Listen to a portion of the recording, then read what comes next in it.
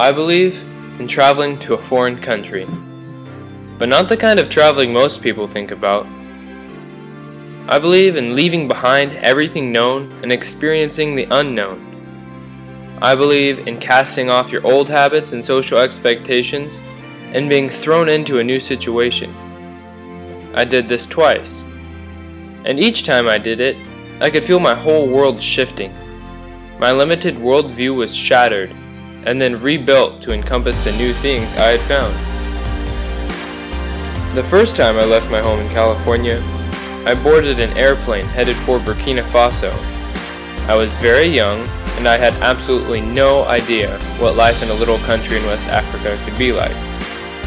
It turns out, it was the complete opposite of my life in California. But soon, I was used to pit toilets, weekly outdoor markets, and the ever-friendly, smiling people of Burkina Faso. For most of a year, Burkina Faso was as normal a home to me as any. There, I saw how entire families lived around one courtyard, and how one village could stick together. I learned to see everyone as a potential friend instead of just another stranger. I adopted a new culture. But something really changed inside me apart from my diet. I developed in a way that none of my peers had in California. I not only learned the etiquette of the United States, but I also assumed the wisdom of a new culture.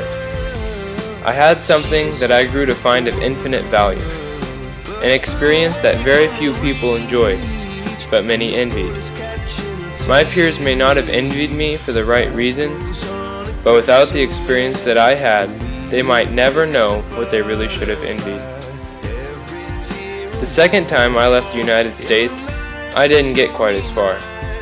I crossed the only third world, first world border in the world, and I started my trip to Mexico with a visit to Tijuana. It reminded me of life in Burkina, but the fact that 10 years stood between these two experiences made many things new again to me. Again, my worldview was reshaped because I went and looked at the world from a different place and gained new perspective. Now, I find myself planning my next trip abroad so that I may continue shifting my perspective and see the world from as many angles as I can. My trip to Africa may not have been my choice, but it taught me the value of traveling abroad. And this value isn't only known by me.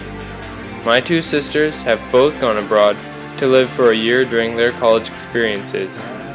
One of them, in fact, is now on her second year, and in yet another country.